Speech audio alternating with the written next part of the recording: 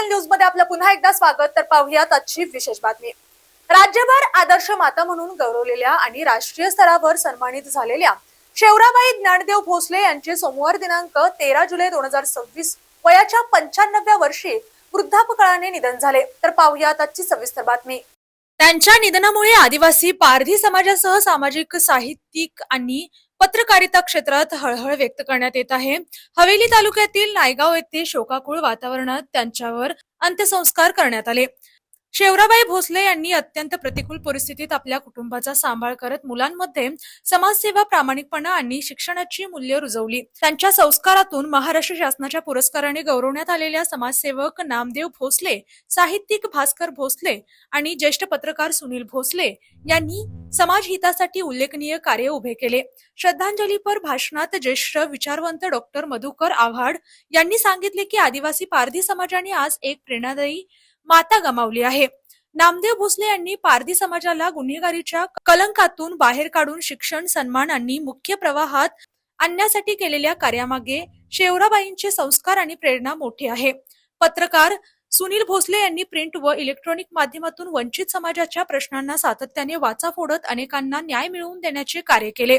शेवराबाई यांनी आयुष्यभर महिलांना स्वावलंबन, कष्ट आणि संघर्षाची प्रेरणा दिली। त्यांच्या सामाजिक योगदानाची दखल घेत विविध संस्थांनी त्यांना तब्बल 29 पुरस्कारांनी गौरवले होते।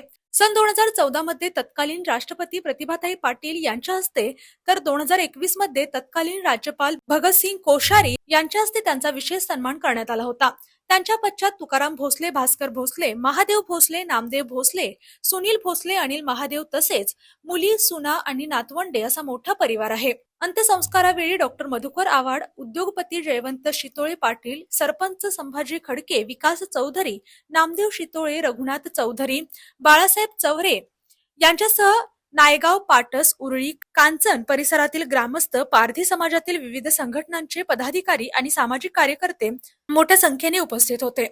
उपस्थितांनी शेवराबाई ज्ञानदेव भोसले यांना भावपूर्ण श्रद्धांजली अर्पण केली। आदिवासी पारधी समाजाने आज एक प्रेरणादायी मातृछाया गमावली आहे। शेवराबाई भोसले यांचे कार्य आणि संस्कार पुढील अनेक पिढ्यांसाठी प्रेरणादायी राहतील अशी भावना डॉक्टर मधुकर आव्हाड यांनी व्यक्त केली। अशाच जिल्ह्यातील, राज्यातील व राष्ट्रीय स्तरावरील ताज्या बातम्या पाहण्यासाठी पाहत रहा SP9 मराठी न्यूज चॅनेल। या चॅनेलच्या माध्यमातून विविध क्षेत्रात उल्लेखनीय कार्य करणाऱ्या मान्यवरांच्या प्रेरणादायी मुलाखती तसेच महत्त्वाची माहिती आणि घडामोडी आपल्यापर्यंत पोहोचवल्या जातील। अशा नवीन बातम्या आणि माहिती मिळवण्यासाठी चॅनलला लाईक करा, शेअर करा आणि हो, सबस्क्राईब करायला विसरू नका। पाहत रहा SP9 Marathi, your time your news. धन्यवाद।